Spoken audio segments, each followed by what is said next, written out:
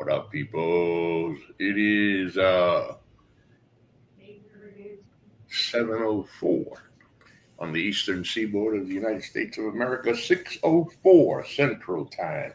If you're hanging out near a mountain, then it's about 5 minutes after 5. Yes. For those on the West Coast, 5 minutes after 4. And this is the NGSC Sports NBA podcast. It is our final NBA show of the season. We're gonna be talking basketball, man. We might be hanging out here for a while because, damn, I know there's a lot to talk about in 2024-25 season. First, the website, ngscsports.com, where you catch all of your current content. Zachary Worstel has Copperheads wrap-up home series. And people look at me like, who the Copperheads? They're the Southern Ohio Copperheads of the Great Lakes Summer Collegiate Baseball League. Damn, I love some of these damn new interns we have.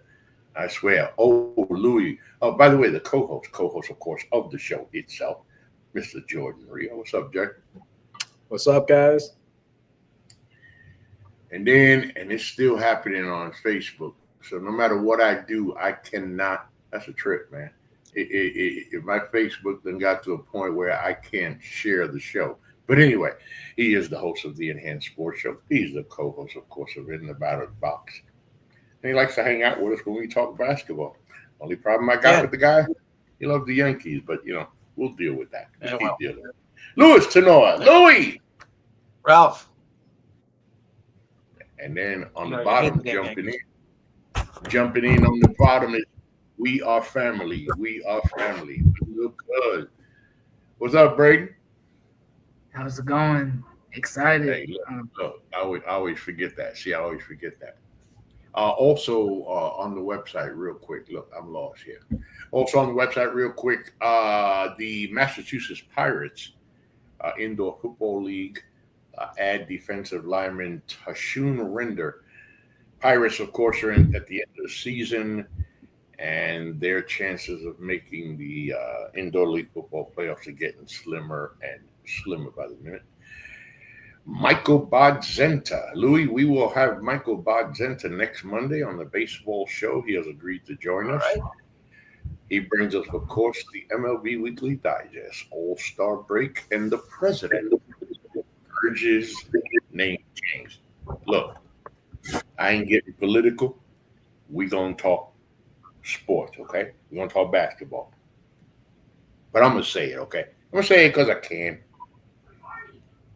He's on the fucking list. Stop playing, okay? Just stop playing. He's on the fucking list, okay? Shut up. It's not a big deal, all right? It's all right. There's a lot of people on the damn list. Once again, congratulations to. Yo, you got to go, bro. Oh, that's not supposed to be a ticker. Hold up, man. Hold up. That's not supposed to be a ticker. Once again, congratulations to the 2024-25 NBA champion Oklahoma City Thunder. Jay, I went back in the vault, the shows we did as we ended last season. It was about 2 shows. We were talking during the NBA Finals. And I said to y'all, I said, listen, I'm going to call it right now. By the way, who won the title? Who won the title before that? It was Celtics? Yeah. The year before was the Celtics, yeah. Yeah. And I said to you, Jay, the Oklahoma City, I'm calling it now, the Oklahoma City will win the 2024-25. I'm not trying to say that, y'all, like I knew what the hell I was talking about. I just said it because I just felt like. So it happened. But before it happened, a whole lot of stuff went down as the season started. Yes. As the season progressed. And Jay wants to recap the 2024-25 NBA season. Jay, I'm forgetting me. I'm going to forget you. I'm going to forget Louis. I'm going to go to the young guy because I know he got a better memory, number one, than I do. He got a better memory than Louis. And yours is getting real bad. Braden, 2024-2025 NBA season. We are recapping it, talking about the early stories, the way the season started off. Let me not talk for you, Braden. What are your thoughts on the 2024-25 NBA season? All right. Can y'all hear me fine? Yeah, we got a lot. We got number time. We got number time, cuz. All right. So the early part of the season, I think to me and to all of us, the big story was the Cavs coming out of the gate 15-0. That was a huge surprise to me, at least, because the last season it was tons of rumblings of Donovan Mitchell. He might request a trade. Jared Allen might get traded. All this trade stuff, but they come out 15-0. And then the Thunder. Not that people didn't expect the Thunder to be a top seed, but they came out the gates crazy, like 12-2, I believe. And the reason I was surprised at that is because the media doesn't talk a lot about the Thunder, so it's easy to forget how good they were prior to when they won the championship. And it's because like even players will be like, we don't fear the Thunder. So it's like, but they shown why they should be feared, obviously. And then once we get to the middle portion of the season, I think it was a top three teams: Cavs, Celtics, Thunder, any order. And then the Luka trade, that's one of the craziest trade deadlines. And the reason the Luka trade was crazy is because we were expecting to hear the Fox trade first. Like we were expecting, okay, Fox is going somewhere. He's gonna get traded, but then the Luka trade pops up. Then Fox is traded. Jimmy Butler gets traded to the Warriors. Yeah.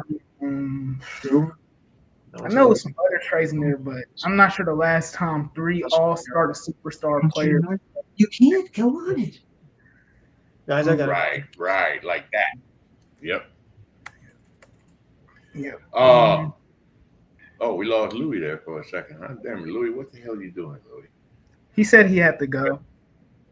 Oh, he did? Yeah, he said he had to go. All right, no problem. And I like. Let me go off what you said, yo, Jay. Going off what Braden said. First things first. I was talking cold cash shit when the Cavaliers started off 15-0 because I was like, nah. Everybody getting all crazy about the Cavaliers. I was like, why people acting like Cavaliers gonna get 64, 65 win? Chill. Oh, they gonna level off, and they never did. And as a New York fan, obviously, I wish I could. I got a bad memory, y'all. I wish I could remember things like, where was I? What was I doing when I found out about Karl Anthony Towns going to the Knicks? Because I know one thing. I know, Braden, we was on the on our message thing back then last year. And I remember reading it and thinking like, okay, it's a joke. It's one of them, not playing around like that. Don't play like that, man. So of course that was seismic for New York. It was like, oh shit, how is this going to work out? And like Braden also said, Oklahoma City Thunder were expected. They did what was expected. The other story, Jay, before I bring it to you, for me, the Philadelphia 76ers. We could talk about all the winners, right? Let's talk about some of the losers. And the biggest early loser, I know, Jay, you feel me, the biggest early loser had to be the Philadelphia 76ers because it wasn't nobody expecting the 76ers to come out the gate limping like they did. And even though they were limping, all right, sprained ankle, twisted or something, it's going to get a little better. They never found their ground, and their whole season was gone. And we didn't even know it was gone by January. It was over. Jay? Yeah, kind of looking at the season overall, I'd like to say the 24-25 season, it was kind of a changing of the guard. You mentioned the Sixers. They just had the worst season possible. Paul George looked nothing like the Paul George of old. Embiid was, I think it was like 19 games maybe, or, around that range. they didn't have it. Milwaukee Bucks, they started off horribly. They were able to rebound. Obviously their season ended in the first round exit as well. But, just kind of looking at what we saw, a lot of young guys really stepped up this year. Some that you didn't expect, some that you did expect. Jalen Brunson led his team to the Eastern Conference Finals. Cade Cunningham went from a 14-win season to a 44-46 win season. Yeah. That was a hell of a turnaround. Yeah. Tyrese Halliburton, barely over 500 at the beginning of 2025, led his team to Game 7 of the NBA Finals. And then, of course, you mentioned Shai Gilgeous-Alexander. I mean, the perfect team, the perfect season, led his team to a championship, won, scoring title, MVP, Western Conference Finals MVP, Finals MVP. I mean, he did it all in 1 year. So there's definitely a lot there. And then, as I mentioned, just with the old guard, the Phoenix Suns had probably a worse season than the 76ers did, even though they had a better record. Steph Curry with the Warriors, you get Jimmy Butler, but you get injured in the second round. There's questions on your future. And then, like you guys mentioned, the Luka trade, fantastic trade for the Lakers, but it went out in 5 in the first round. So, it's definitely a change in the old guard. And speaking of Luka, when we start the NBA season, the Lakers minus Luka with AD and LeBron, everybody's wondering, so where's this going to go? Who are the Lakers going to be? It not only never materialized, guys. We went through a season. I heard somebody say this. Not I heard somebody say this.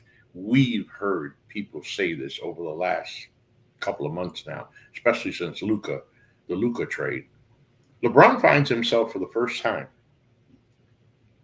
in his whole life that he is not the centerpiece of a team or a franchise, that he is not what moves the needle anymore. And it's kind of crazy, because ain't LeBron still better than most, Jay?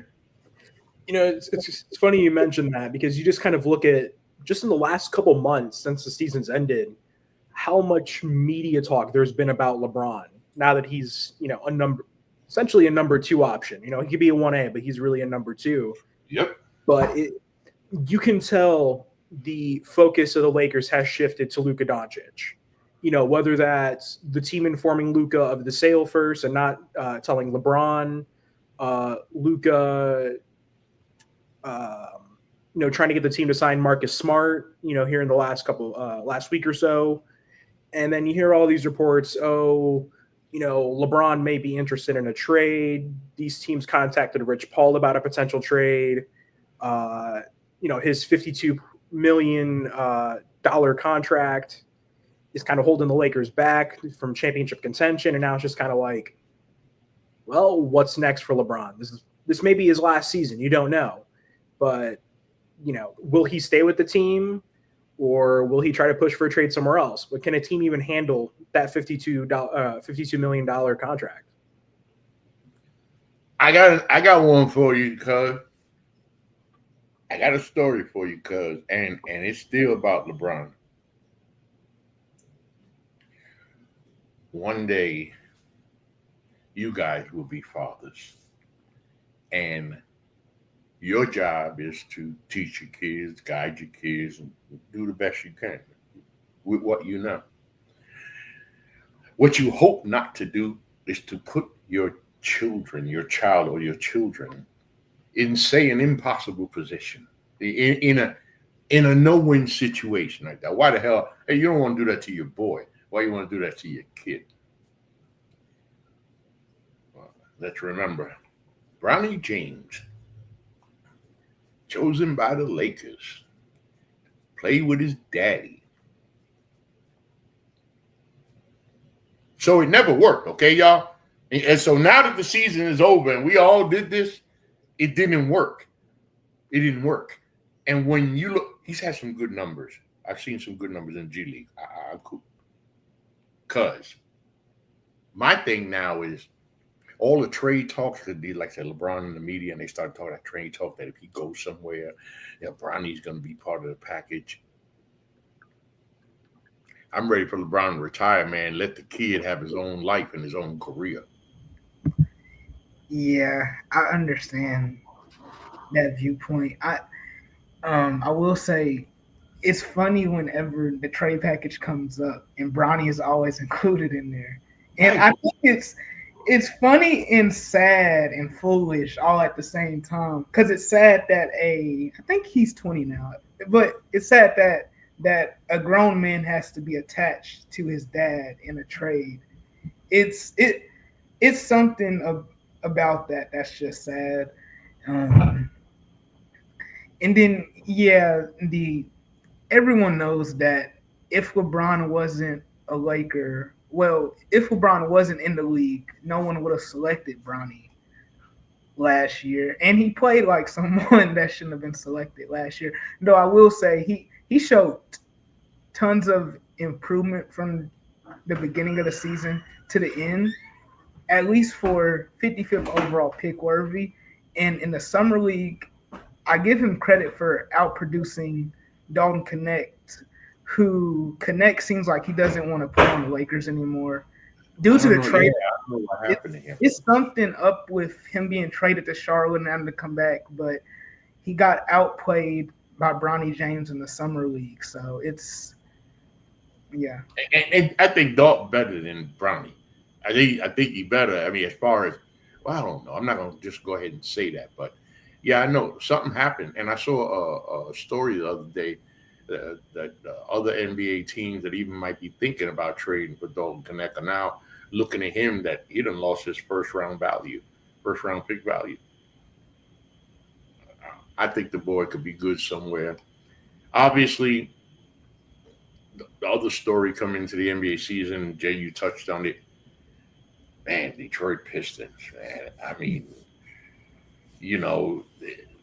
when you're the number one pick in the NBA draft, the expectations are high. And when you're the number one pick in the NBA draft, and you're going to a team that sucks, okay? So you already know that. Question is are you made of the material that can possibly change the fortunes of a franchise?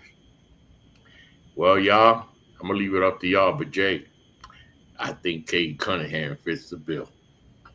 Yeah, looking at Cade Cunningham, the first thing I would say is that he's probably the forgotten number one first overall draft pick of the last, 5 or so seasons. Of Anthony Edwards, Paolo Banchero, Wemby. I guess you include Zachary Reese-Shea as well. But, not a lot of people talk about Cade Cunningham. And, over those first few seasons, he did miss a significant amount of time with injury. But this season was really a coming out party, not only for him, but the Pistons as well. And you saw that all-star potential come out of, Cunningham. You saw guys like Jaden Ivey before the injury, really start to step up. Veterans like Tobias Harris and Malik Beasley before these recent off-season issues as well. It was a well put together team. I think Cade has that potential to, take that team to the next level. I think they could be a top 4 seed next season, but they're still missing that one piece. Whether that's a veteran that's a second star to put next to Cade, or another young piece that could blossom into a star. But Cade really does have the potential. Yeah, and the other story, cuz who was supposed to make a breeze through? We talked about the Oklahoma City Thunder. The Boston Celtics, the defending NBA champion, came into the season rare, ready, prepared. But it's so sad when your season, so we'll never know really if the Celtics could have repeated. Because unfortunately, once Tatum went down, and now, Jay, you got a team here that finds itself an NBA champion, defending its NBA championship, losing its star to a horrific injury, to now wondering how they gonna manage next season. Crazy season for Boston. Yeah, I would say, the turn of events just in the last, 2 months for Boston has been absolutely crazy. You mentioned Tatum going down with the Achilles injury. That pretty much did them in right there. And then just out of nowhere, it's Drew Holiday to Portland, Porzingis to Atlanta. You bring back Anthony Simons, and you really turn this team from a really strong defensive team with a lot of wing players and shooters to a really offense heavy, high volume 3-point shooting team. And as you mentioned, still we're not gonna have Jason Tatum all of next season, most likely, unless he's able to come back, probably in the second half, maybe the third quarter of the season. But this is not the same team that won the championship, and they're looking nothing like it. No. And I've even seen rumors that, there's potential that Anthony Simons could be flipped. I don't know if that's going to happen or not, but, it's very surprising to see them trade for him and then immediately try to flip him for something else. But we'll see what happens there. Well, with that injury, of course, that kind of set him back. If you have the key players getting all these injuries, I think the result might have been a little bit different for the finals because, when you lose your best players like Tatum or Brown, whatever, and of course, when the Pacers lost, Halliburton, I didn't think they had much of a chance to win that Game 7 against the, at all. Because when you lose your best player, especially in a key moment like that, it's very difficult to come back from. And I think it did the Pacers in. I mean, I will give them credit, for the remarkable postseason they had, even though I can't stand them. But I have to give them credit. Hey, Louis. Now that you're back, welcome back. As Knicks fans, Yes. for me, the season started off November 2024. Another NBA season for a Knicks fan who has basically waited his whole life for an NBA championship. So it wasn't no different. Louis, we got Karl Anthony Towns. All of a sudden, the lights are back on Broadway. Madison Square Garden means something. The NBA is talking about the Knicks. Knicks fans are excited about the Knicks. And we start making that run, Louis. We start making that run. I mean, when the Suggs big shots got hurt, that was our opportunity. And I thought, well, hey, we beat the Celtics, thank God. I thought, well, to quote the old song, ain't no stopping us now. And I thought we were really on our way. But we ran into a buzzsaw with Tyrese Halliburton, and that was that. Especially that last second shot, which didn't look like a 3 to me a tie of the game, but for some reason it was. The rest they say is history. Yeah, game one, basically. Yeah, game one. That was. Yeah, you should have seen me throw up afterwards. So now the Knicks hire Mike Brown. Now, I'm not JB Louis. I'm not going to go into some, crazy ass rant here, but okay. Before I go into it, I'm good with the Mike Brown hiring. I'm damn good with that hiring. Okay. But I got a couple of questions. Why you fired Tom Thibodeau? I still need the answer to that question. I understand what all this shit that y'all was talking. Why you fired Tom Thibodeau? And then when you fired him, why you ain't had a plan? Why you so stupid? You think you're gonna here's what the Knicks did. Yo, Jay. That's me knocking on your front door. I don't give a fuck who in it. I'm coming to take the keys. I'm coming to your house and take the keys to your house, take the keys here. Then you looking at me like, dude, what are you talking about? That's what the Knicks did. They go to fucking teams with a head coach that's already the head coach of a team to say, you want to come over here? What the hell I want to do that for? And why would you do that? Then you start going for, man, I don't want to talk bad about Quinn Snyder, but he was like the running joke. What happened? I want to know what happened in that moment in the Knick war room. Oh, shit. We're fucked up. Well, hey, call Quinn Snyder. What? Yeah. I know, sounds crazy. Just call Quinn Snyder and see what he says. And you end up with Mike Brown. Hey, Louis, why the hell you couldn't hire Mike Brown from the start? Yeah. I mean, really. And now But in the end, they got what they deserved. now Braden, He was losing. the expectations. Cause today, my grandson came to visit. He's using his mama's car. I'm making an example here for you, Braden. He's using his mama's car. Now they all go into the store. My wife, daughter, grandson. They're getting ready to get in her car. So I just joked and said, "Oh, Cadillac ain't good enough for y'all today? Okay, cool." My grandson said, "Oh, no. Well, we'll take it." His mama tried to jump in the driver. He pushed to the side like, "Come on, now I didn't get to drive this car anymore." What am I trying to say? Yo, B.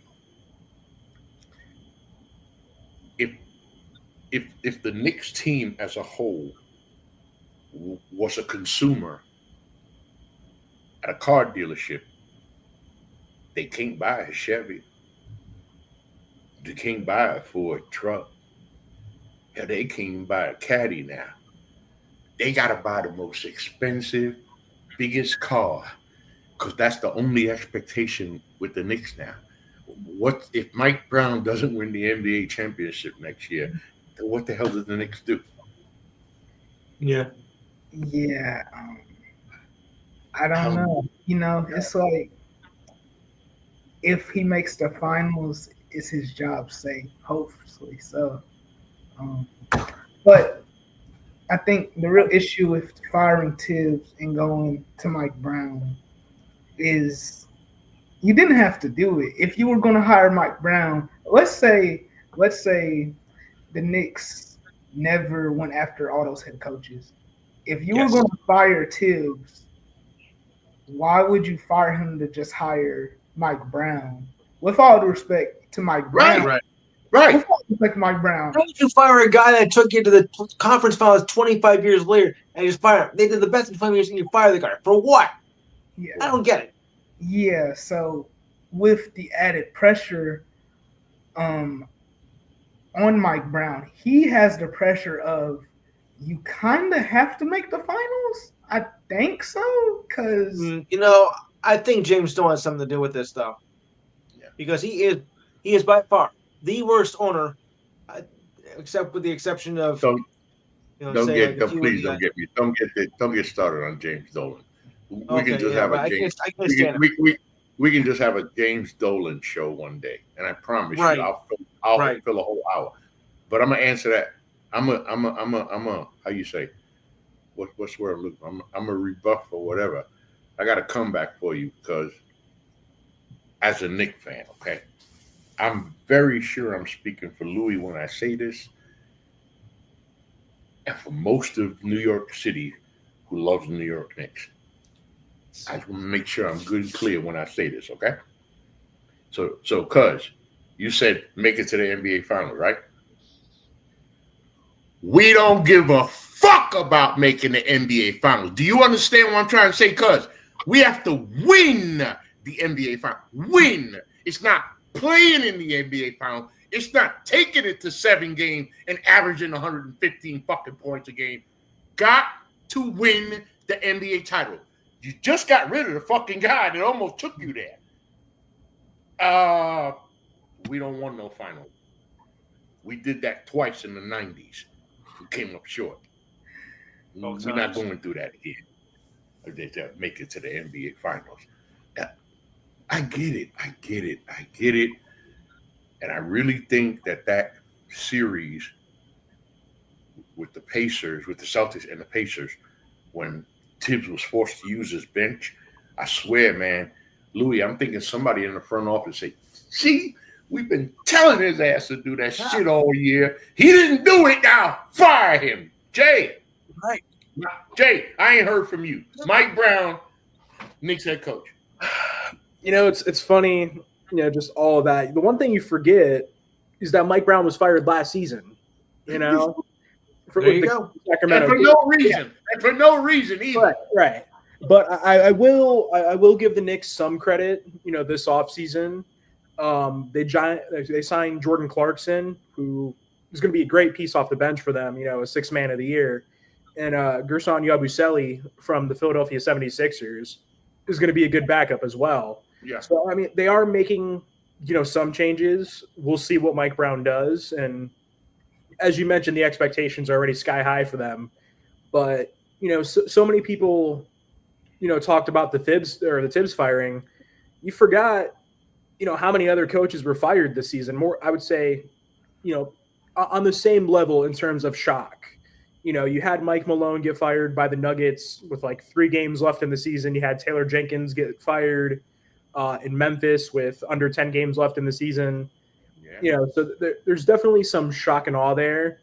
Mike Malone, I would say, is probably one of the most shocking firings in recent years, just because of what he brought to that team. Really, Nikola Jokic's only head coach, with the Nuggets, and he was a guy who led them to a championship. You could see that, there were a lot of frustrations with the team, whether that was, Russell Westbrook versus the youth in Mike Malone's eyes, but bringing in David Adelman, I think that's going to be an interesting, shakeup.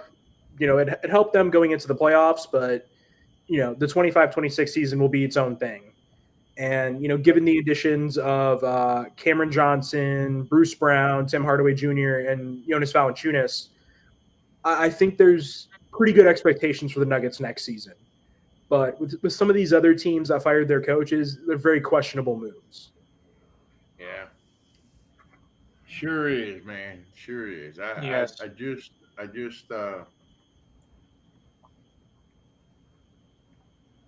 as a Knicks fan, you just get frustrated, y'all. You just get frustrated because you wait. But you made a good point there, Jay. It seems like some kind of bug went around here late that said fire the coaches, fire the coaches, fire the coaches, fire the coaches. And I never even heard Malone's name. I heard Taylor Jenkins' name at the end, somewhere in there with the Knicks. Never even heard Malone's name. I'm surprised at that, and I can't see him lasting too long out there in the open market. I can't see that. Right. We're gonna find out. Hey, look, y'all. Go ahead, Jay. No, I was going to say if the Knicks had hired Malone, you probably would have got a similar coach to Tibbs. I don't think it would have worked out well. Another guy who doesn't like to play the youth, is really reliable on his veterans. So I think Mike Brown might have been the better option given what was available, but they made the decision they did. And of course, one of the teams from last year that we had to pay attention to see what they were going to do in 24-25 was the Indiana Pacers. A team that had been together for several years now with a guard in Tyrese Halliburton, who was making a bigger name for himself. Of course, as a Knicks fan, you never forget being eliminated by the Pacers, because we seem to get eliminated by the Pacers every time we try to go deep into the playoffs. Yeah. But the question was, where would the Pacers season go in 2024-25? After the first half of the season, at least by the end of December, Pacers were a middle of the pack team in the East. Nobody was talking about them. They were absolutely no threat. Hey, Braden. And then January 1st rolled around. And I guess while everybody was out partying on December 31st and having a good old time, something happened. Something happened to the Pacers, dude. Because when January 1st hit, boy, damn. Except for Oklahoma City, they were the best team in basketball. Yeah, something happened on that day, because once it was the finals, it was some type of stat since like the end of December. The Thunder and the Pacers had the 2 best records in the league, and it was shocking to see the Pacers there. I mean, I know they were in the finals, but they were the 4th seed, I believe, which is why no one was talking about them potentially making a run, at least in the Eastern Conference, we all penciled in the Celtics, Cavs, Eastern Conference Finals. Everyone else is out the way. And once the Celtics went out, I think we kind of had the Knicks. Well, a lot of people had the Knicks over the Pacers. Ooh. And then the finals, we had the Thunder in a 5 or 6, maybe 4, something like that. And then the Pacers take them to 7. And who knows if Hallie doesn't get injured? Maybe we're in the The way universe. they started the game, the way he started that game, it looked like Indy was finna take it. I'll be honest, when like he hit those 3 straight threes in a row, I'm thinking, Yep. is he gonna drop 40? Like, are we gonna witness history here? As soon as he hit that third 3, my words were, "Oh shit, here we go. It's gonna be a long night for OKC." Because like what makes Halliburton so special, at least on the Pacers in the series versus Thunder, is their play style is so unique. It throws the Thunder off. It seems like every other game, it's like the Thunder just can't stop them at all. At least before Halliburton was hurt. But then, if you guys remember, in the third quarter, TJ McConnell was single-handedly keeping the Pacers in the game. I'm like, man, what's going on? His ass off. Hey, TJ McConnell. But yeah, the Pacers season. The Pacers season, it was special. It's just sad that they weren't able to bring home the trophy, because with Halliburton's injury, this next season is a wash. And the first year after an Achilles, he's going to probably still be an all-star, but it's going to probably be 2 years till we see Halliburton's explosiveness. 2 years. Hey, I mean, and look at where it ended up. And like we said, if Halliburton don't get hurt, Jay, we might have had a whole different ending. I got one for you, Jay. I got one for you, Jay. Hold on. Wait a minute. Where was I? Oh, yeah. I was just looking at it. The Milwaukee Bucks. You remember the Milwaukee Bucks with Giannis coming down the middle like a freight train by himself with like 13 cabooses tied while he led Milwaukee to the NBA championship? And we talked here and we said, yo, Milwaukee's about to make some noise. It got quiet. Milwaukee, and then Damian Lillard came along. By the way,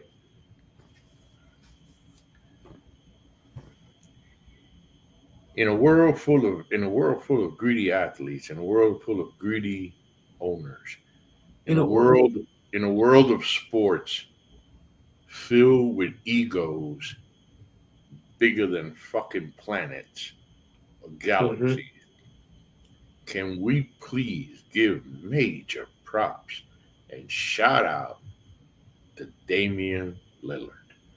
Yo, yes, think about it. He could have went anywhere. And you get yourself a 75% Damian Lillard on a title contender? Yeah, boy. What did he do, Jay? He said, I'm going home.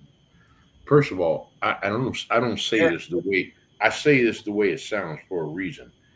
Why the fuck would you want to go back to Portland, Oregon? Of all places, man, all over the country. Why nowhere? Portland, Oregon? Unless I built something there, a foundation, and my family is there, and I care more about that. Jay, they gave this man a hard time for his whole career for being too loyal to Portland. He's never won an NBA championship, and he ain't gonna get one. But damn, did he just win a championship? Hey, dude, yo. A few different things to cover there. You mentioned Milwaukee.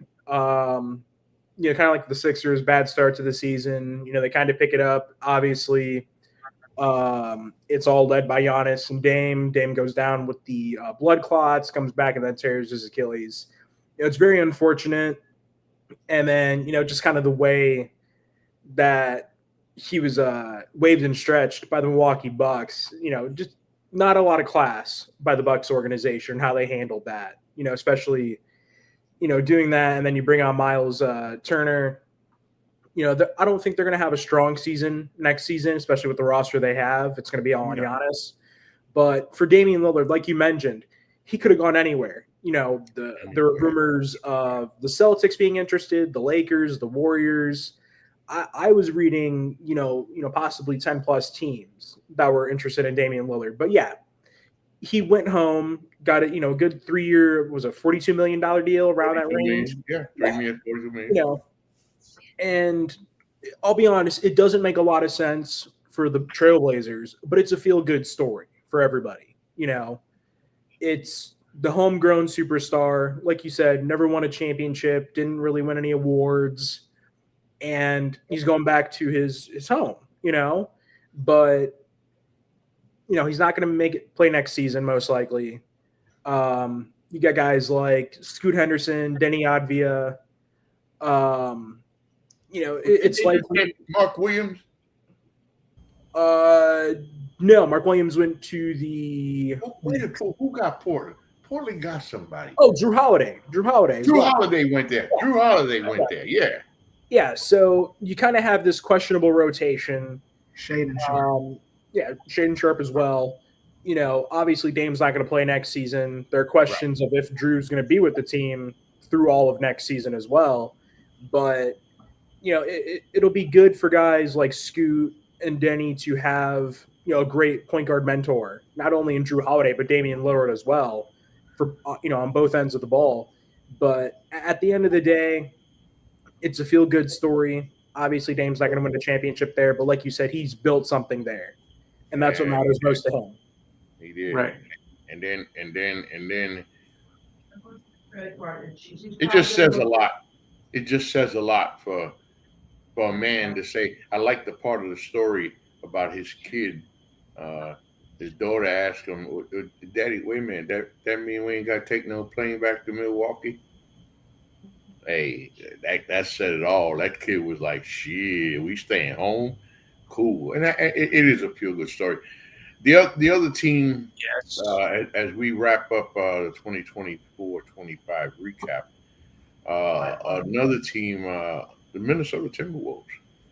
You know what? Cuz there's no question about Anthony Edwards' talent. There's no question about his ability to play. There's no question that he's a big time shot maker. He done took that down some of the biggest names. But some of the stuff he done said kind of bothers me. Only bothers me in the sense that it makes me think of John Morant. He hasn't made the mistakes John Morant. I mean, John Morant. John Morant's different. I mean, just plain downright stupid, ignorant. But that's a whole different story. He's But nuts. what I'm getting at, Braden, is I don't want to see a guy like Ant. Josh kind of faded away, y'all. John Morant. How the hell are you that good and just kind of fade away because you did some stupid shit? That's why. Not that Anthony Edwards is going to do it, but I don't know. I like the remark he made in the finals and stuff. I need him to be more serious. I need him to understand. Have fun, young man. But go ahead, cuz. You know what I'm trying to say. Yeah, I feel what you're saying about Ja because it was, I think, Hello, Lennon Jones. Yeah, I think it was 2.5 years ago.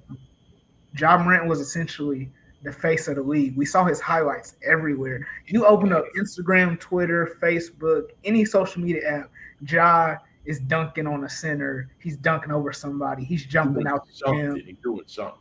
The Grizzlies are the 2nd seed. The team is dancing. They were actually the Thunder before the Thunder became with the Good team point. huddles and things. I mean, former the Supersonics. Yeah. Right. Good point. John Morant was on top of the world, and he had the off the court issues. Now, Anthony Edwards hasn't gotten there yet, but I do understand the similarities. Like, not that it's our business, but his like court stuff with his child that he doesn't want, and some of the stuff he says to fans, like, "I have a bigger, you know what, than you," type of stuff that we're. Yeah. Type of stuff where someone of his caliber, he has to understand whether he likes it or not, he's being pushed for the face of the NBA, so he has to act accordingly. And it's a privilege to be the face of the NBA. You can't be like, no, I don't want it. Like, that's not the MJ and quote unquote Kobe mentality that people say he has, but they're not going to be like, no, I don't want to be the face of the NBA. No. If people are pushing it for you, you have to accept it. Yeah, you have to accept it and embrace it. Like you said there, Louis, I mean, the kid is great. And think about it. He's taken the Minnesota Timberwolves to two Western Conference Finals. The boy is on the edge of taking his team to the NBA Finals. And Louis, I just want him to be more serious, more committed. Yes. In order to be great, you got to make the players around you better. He got to do more to take Minnesota to the next level. That's right. And I mean, and Denver's been there because they won the title not that long ago. I mean, and Edwards, you know, I think in his own right he is a superstar. Okay, the rest of the league may say, nah, he's not really a superstar. But look, he is damn good. I think he's a very underrated player. Whether so many other players are overrated, I think they don't give Edwards the credit he deserves. Yeah, Jay, I'm coming back to you with this team. The Phoenix Suns. I'm sorry, I can't help but laugh. I can't help but laugh when I think about the Phoenix Suns. So by the time I get to Phoenix, the season's over. I mean, you think about it. Going to the 2025 NBA season, you got Kevin Durant, you got Devin Booker, you got Bradley Beal. You got a big three. We know what Durant can do. And God, boy, the Suns is about the.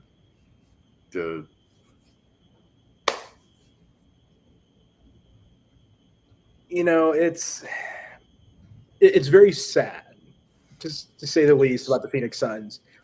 And kind of going to the article I actually wrote last week about just kind of how it's all fallen apart for Phoenix. It really all started with Matt Ishbia, you know. And he's one of these owners that wants to be that gets too involved with their team.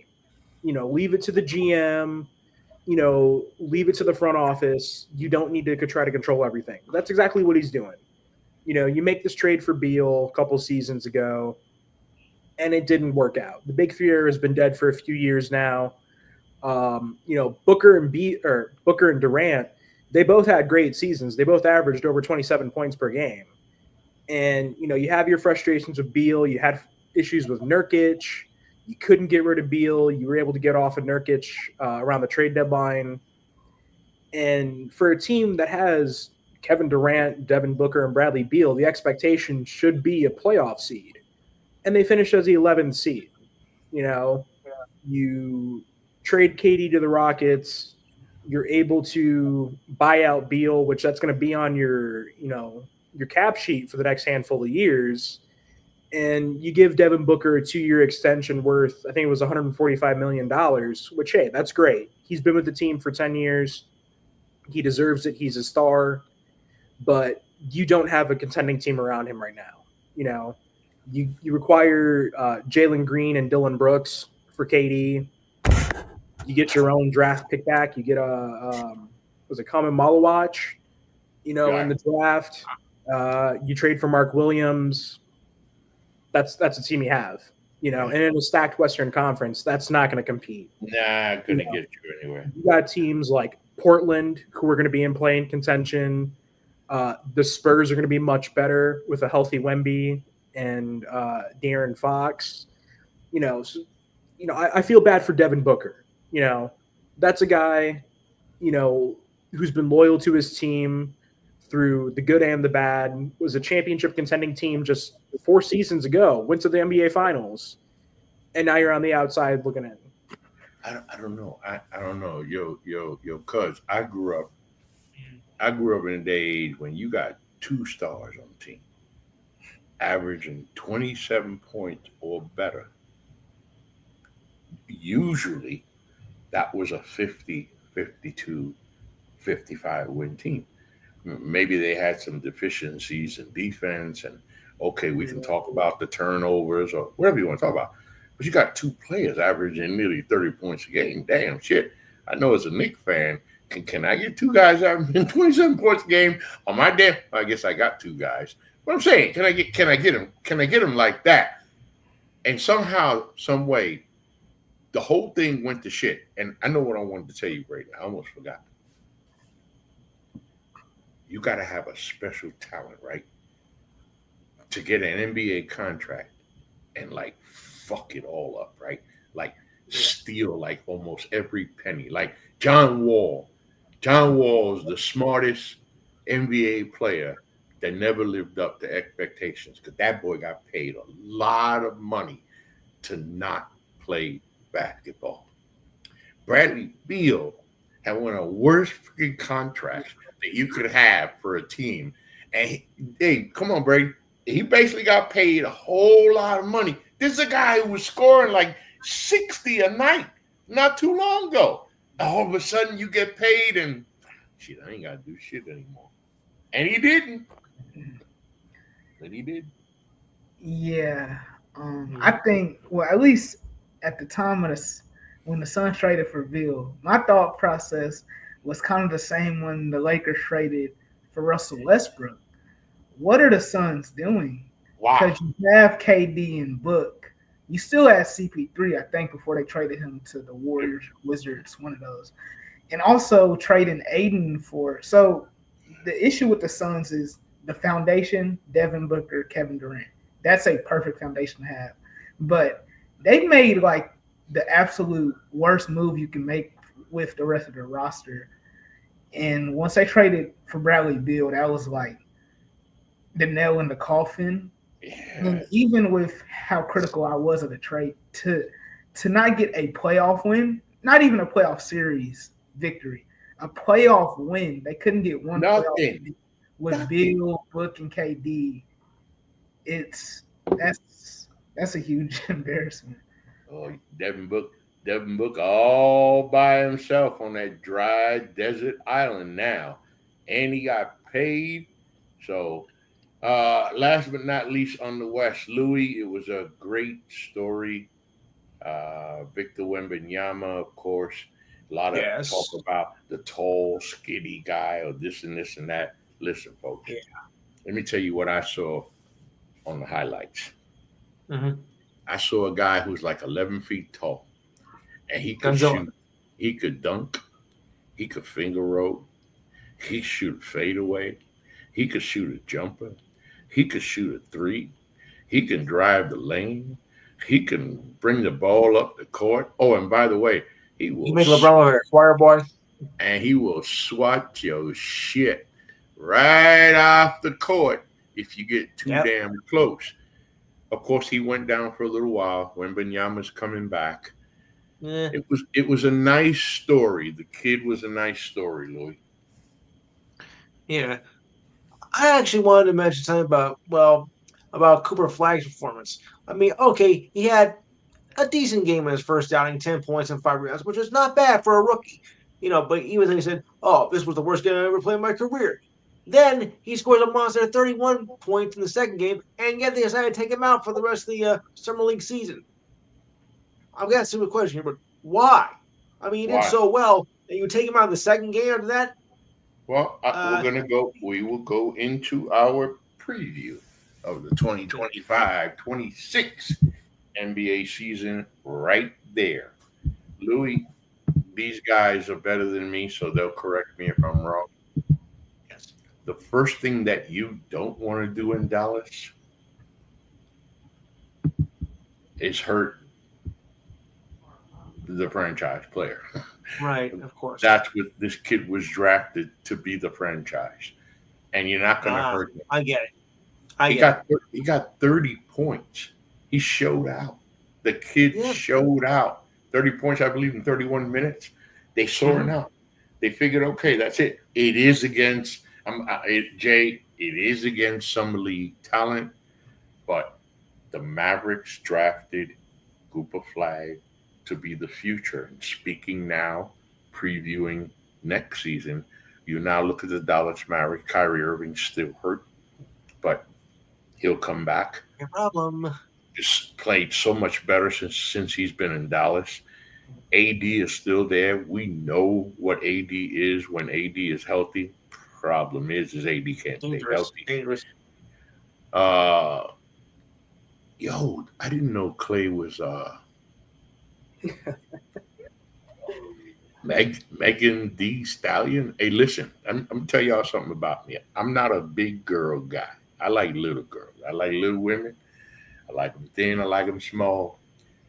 But every once in a while, I see a thicken, and she catches my attention.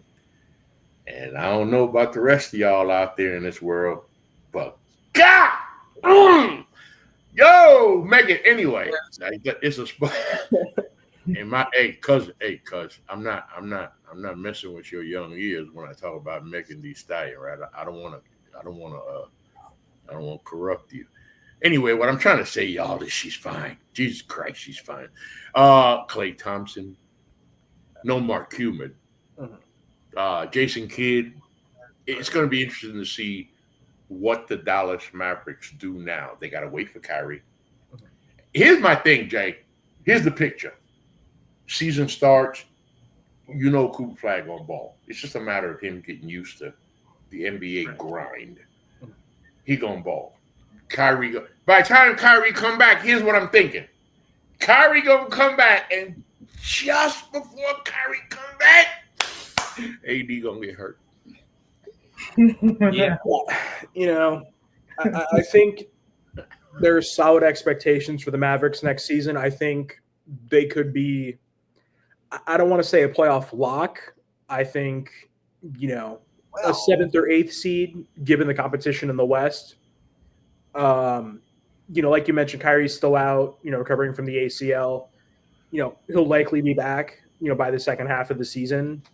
Anthony Davis, when he's healthy, you have an MVP caliber type player and a defensive player of the year type player, but there's no guarantee that he'll be able to play, 50 games. Klay Thompson, is he washed? Is he going to get a boost from dating Megan Thee Stallion? Like I said, though, I think the expectations should be good in Dallas.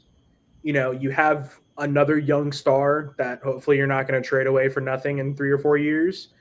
But, if you can build the right team around him, if things go your way, I think, they should be a contending team, even with Cooper Flag being so young. But we'll have to see how the season goes for Dallas.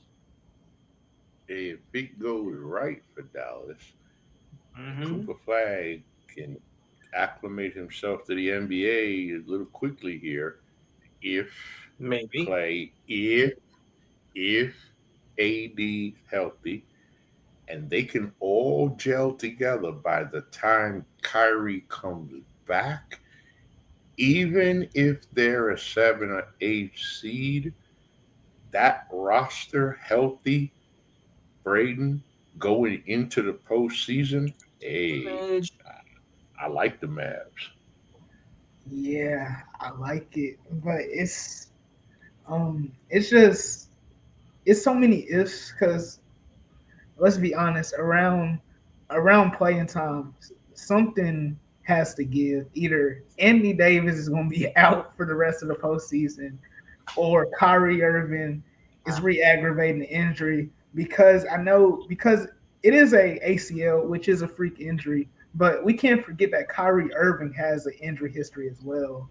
From 2015, getting hurt in the finals, getting hurt in Brooklyn, or they would have probably won a championship, to Klay Thompson maybe he gets a boost from his girlfriend, but Cooper Yeah. Flag, he's gonna do what Cooper Flag does. He's gonna be the runaway rookie of the year. They have a great front court as long as Anthony Davis is healthy. I can't think of a better front court than Gafford, Lively, Anthony Davis, Flag, or PJ Washington. I'm not sure if Flag's going to be the power forward or a small forward, but Yeah, true. and then they have D'Angelo Russell, who I know he's not the best locker room guy, but he's a quality point guard that you can have on your team. Hey, we know where Clay is using his spot up three from time to time. Hey, I wasn't mad at him, but I'm here to tell you that Clay ain't gonna be able to hang out. Clay not gonna be able to hang out with her too long, man. Clay gonna be there. He gonna be sitting there looking around like, God damn, what the hell I done got myself into. By the way, speaking of Achilles, I saw a post a little while ago, man. Powerful post. Tyrese Halliburton. I can't say it word for word, but Halliburton was talking about the moment that he tore his Achilles, and that he wanted to get up and walk. So they, tried to get him up, and he's like, the pain. He said the pain was just he couldn't do it. He said, now think about it. Kobe tore his Achilles,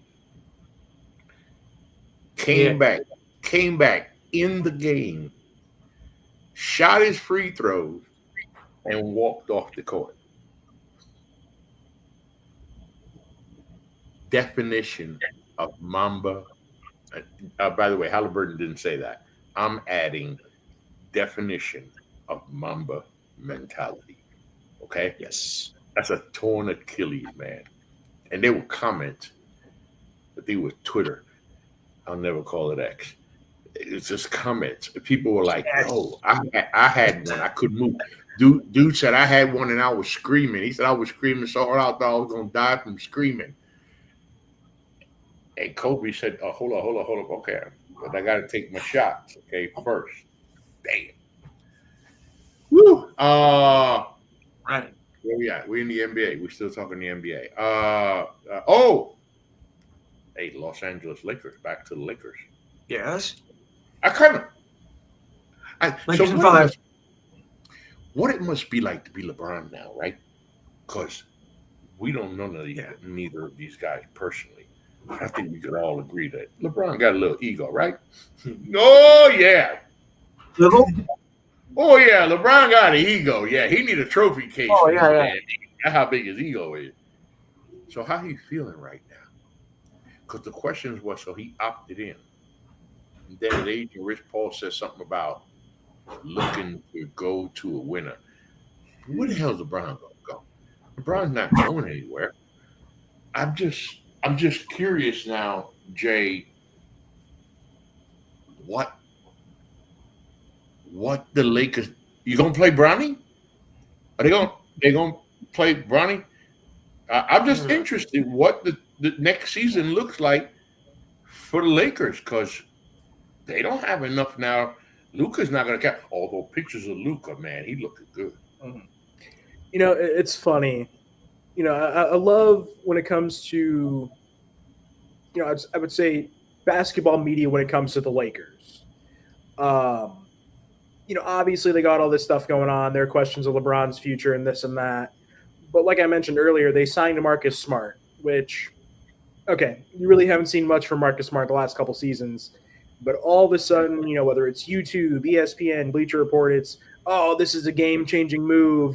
Does this make the Lakers contenders? If he went to any of the 28 other teams, that weren't the Washington Wizards or the Lakers, would you be saying that?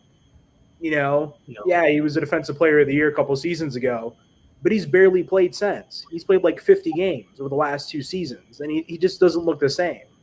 But no, I don't think they are a contending team, right now. I mean, it's LeBron, Luka, Austin Reeves, and then it's really a lot of filler. Dalton Connect, he's probably not going to be there. You got guys like Rui Hachimura, DeAndre Ayton. These guys, they're not they don't have the same work ethic as a guy like LeBron does, No, they especially don't. a guy like DeAndre Ayton. And the expectations that he's going to turn into this all-star center who's going to put up, 25 and 10, that's just unrealistic. And given the West and the way it looks, they may be a 7th seed for all we know.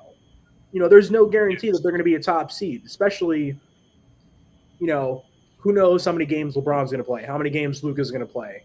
They may end up playing 45, 50 games. Correct. Those are good points. Because what happens to the Warriors now? I mean, you don't. Everybody's a year older. I mean, yeah. Well, we're gonna wonder what would have happened to the Warriors had Steph himself, another one who got injured, had he not got injured. But a year older for Steph, a year older for Draymond, a year older for your boy Jimmy. They barely made it, 7 seed. I don't know, the Warriors going to make the playoffs. They should at least be a playing team like this year. The problem I have with the Warriors, at least suppose, because as a Laker fan, the Lakers offseason has been very frustrating and confusing. But my thing with the Warriors, y'all haven't traded for anybody. You haven't signed anybody. I'm kind of upset because y'all are one piece away from being right there. You got Steph and Jimmy and Draymond. They're pretty old. I'm not saying that they could have signed anyone they wanted or traded for anyone, but I just saw the Nuggets make all these moves and they had no assets. Yep. So if I'm the Warriors, I try to trade for probably a center, like any type of shooting center that can play some defense. Look for Nikola Vucevic, and I would try to do a Jonathan Kuminga sign and trade because he doesn't fit the Warrior system. And if they can get 1 or 2 more pieces, I would definitely put them in the championship window alongside Houston, OKC, Denver, and the Clippers. The Warriors could be right there if they made 1 or 2 more moves. We'll get back to the Rockets. Louis, we talked a little while ago about the Knicks, but I didn't ask you. While I was busy running my mouth. Right. Your thoughts about the 2025-26 NBA season for the Knicks? Mike Brown is head coach. Everybody's there right now. That's the one thing about getting a new coach. You got that transition year, and that's really tough for them sometimes for the coaches and the players to develop a chemistry in the first year. So I'm a little shaky right now on how the Knicks are going to work with Brown this first year. I mean, I'm a little let's say skeptic about it this year. Yeah. Even though that not knowing we don't know if there's any moves coming down the pike. Right. I think Giannis has already made it clear what he's going to do. And then go back out west, Jay. The Rockets, man. The Rockets win 52 games. Number 2 seed in the West. And now Kevin Durant is back home. I got to think, Jay, that if they were the number 2 seed last year, well, they should give Oklahoma City a run. Yeah, the expectations are going to be a championship for the Houston Rockets. You add Kevin Durant, one of the best pure scorers in the game. You pair him alongside Alperen Sengun. You got Fred VanVleet, Amin Thompson, and then you bring in guys like Dorian Finney-Smith, Clint Capella. You re-sign Steven Adams. You have a very solid roster there, and it's in a championship contending team. It really all just depends on can KD stay healthy, which over the last season or two, he's stayed relatively healthy. Yeah. Does Alperen Sengun take that step from all-star to superstar, young superstar? And then you still get, that veteran scoring from guys like, Fred VanVleet. And, like I said, I think they're probably the best well-equipped team to handle the Oklahoma City Thunder. Doesn't matter the conference. I think they're the best team, to give them a run for their money. But like I said, it really all just depends on if they can stay healthy. And the Nuggets. Let's not forget the Nuggets. Braden mentioned the Nuggets. Right? They've made some moves. They're a better team now.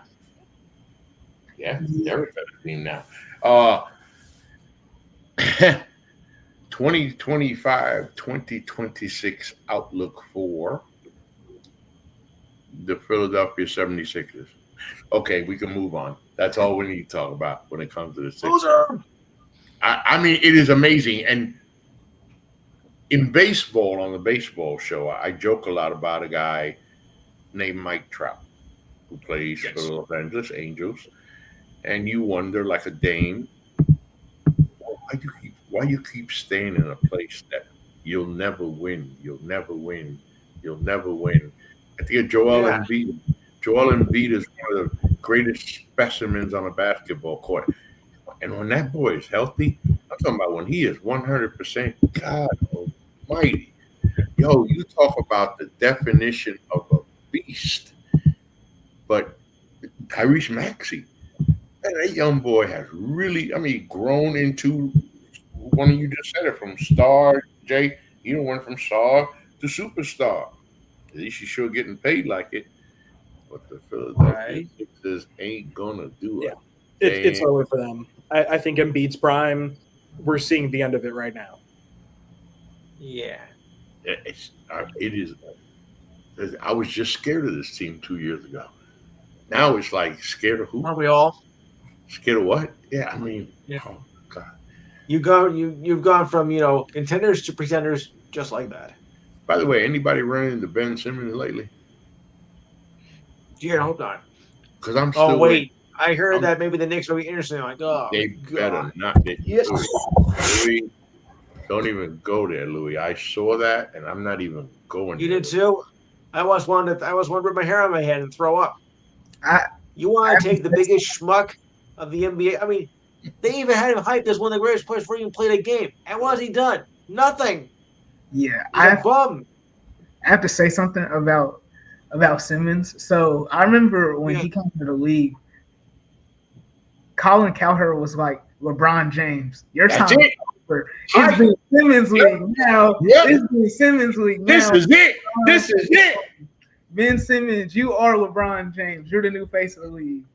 And then he turned out to be essentially a 7-footer that is scared to shoot the basketball. Scared. Where's the new ball? Dude, I never seen that, and I have never seen it since. I never saw it, and I never saw it again. I know y'all saw the same thing that I saw. The boy was scared. He was scared. Passing up a dunk over Trae Young. Yeah. I can't.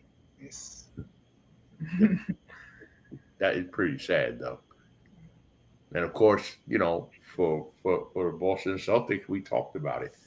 Boston Celtics now they got to look at themselves now, knowing first things first. Our leader's not here. Jason Tatum's not coming. He ain't coming. He's not. I heard I saw a story somewhere. He had a great workout somewhere at one of his camps. Surprised people. But Jay, the Boston Celtics, they're going to make the playoffs. They should make the playoffs. It's about all they're going to get. Right. Yeah. No. I mean, I've seen some people say, "Oh, Boston's they're not going to make the playoffs. They're not going to make the play-in." I mean, they still have Jaylen Brown, Finals MVP and an All-Star. They still have guys like Derek White, Peyton Pritchard. Right. They're a solid team, but they're not a championship team without Jason Tatum, obviously. So I mean, yeah, the expectations are that they're probably going to be a middle of the pack team, probably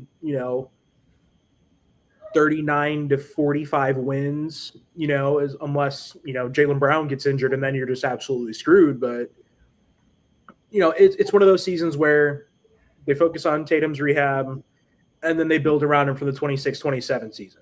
Essentially they're just skipping the season.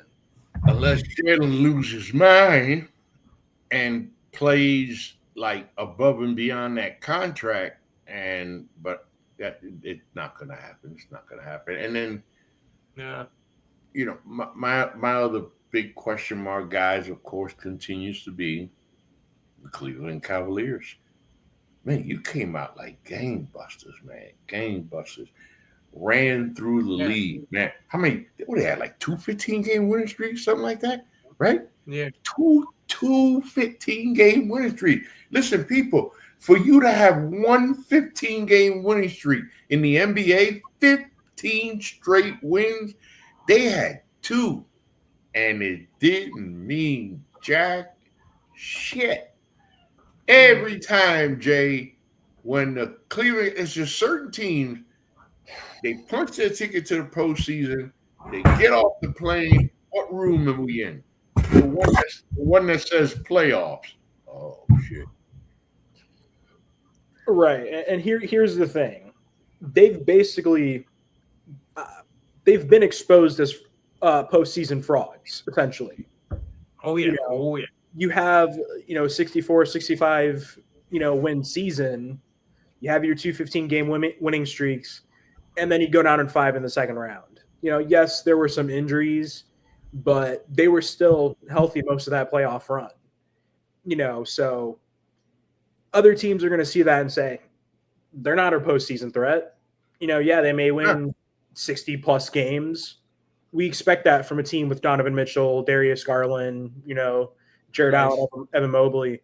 But when the lights are their brightest, the Cavs aren't able to handle it. And they've proved that. They've proven it. That's the thing. They proved it.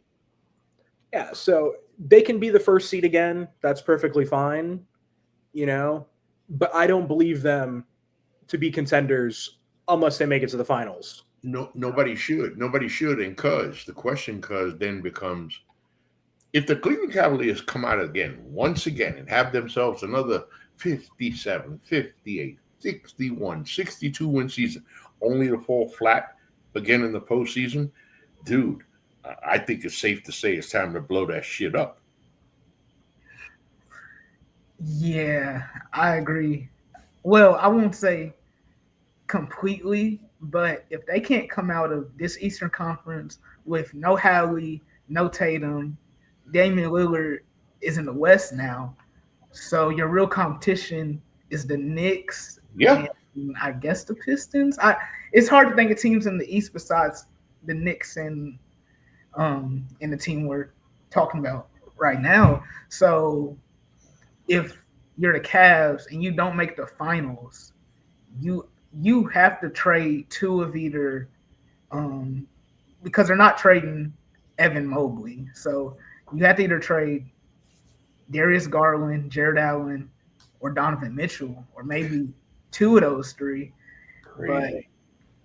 But if they don't come out the East, it will be a failure. It will be a bigger failure than the Knicks not coming out, because at least with the Knicks, we know the issues. Cat's a bad defender. Brunson's a bad defender because of his physical limitations. But the Cavs have no excuses. You traded for Lonzo. Your bench is still solid. You have everything you need. Just get it done. I agree. There's no excuse. So we look forward to, and of course, we're gonna be right here talking NBA. Once the season gets back on the air, as always, before the show is off, I go to the guys and say, Louis, final thoughts.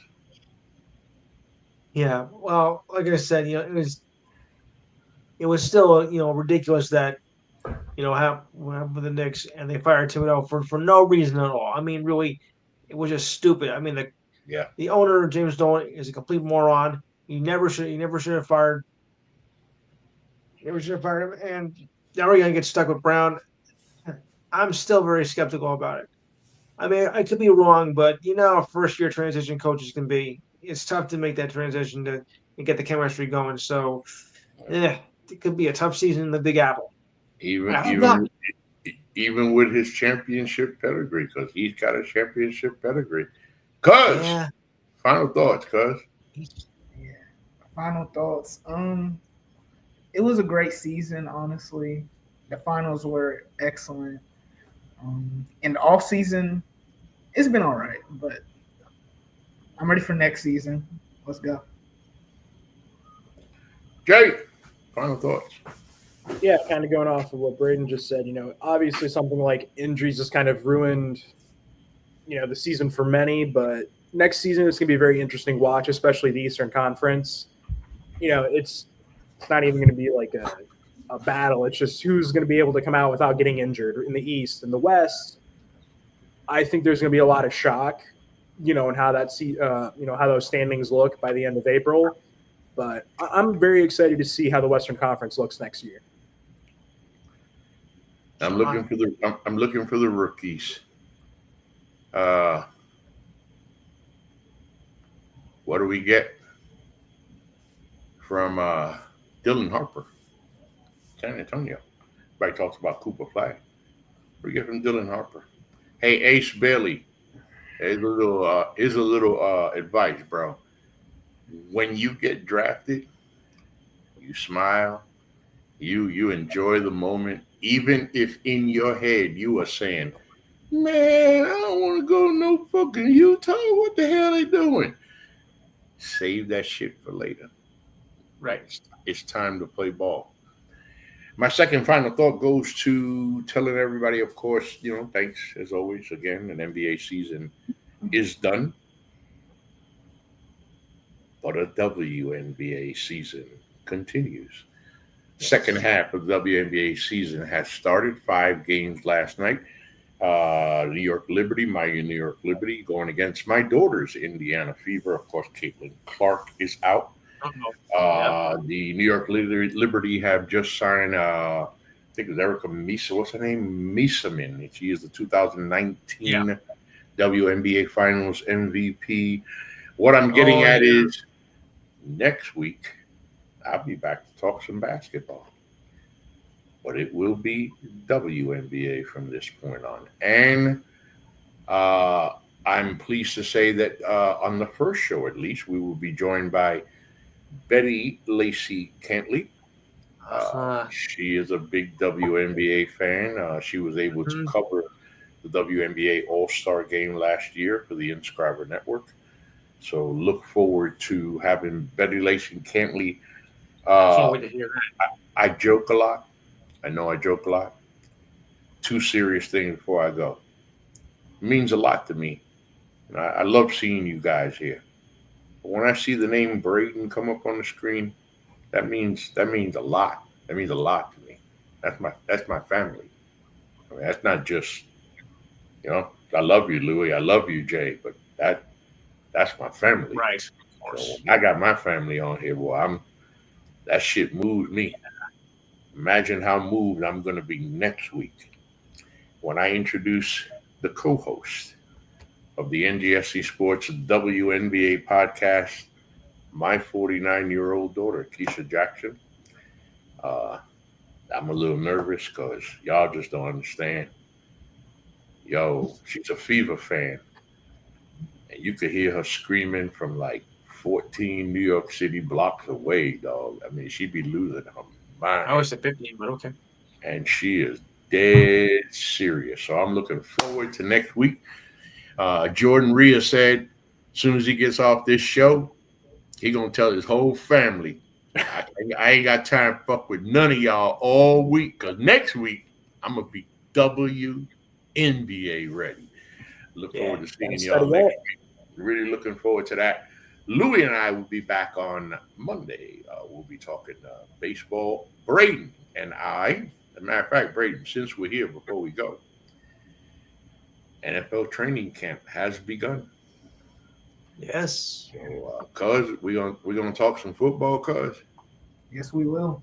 Well, hot damn it, he just said the word right there. I'm gonna shoot you a text. So y'all pay it. That's right. I'm coming back on the airwaves. I know I've been off for a while, but I'm gonna come back to the airwaves. We're gonna be talking some football. The NGSC Sports. What the hell do we call it? I used to call it something. I remember what it was, but it's the NFL. One night.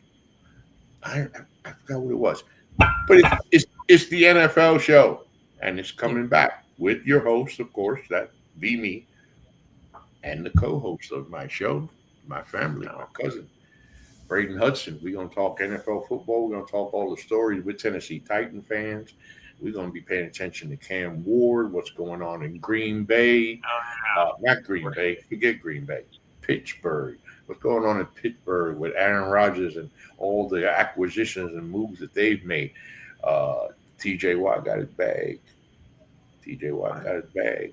But Michael Parsons has not. Why do Jerry Jones?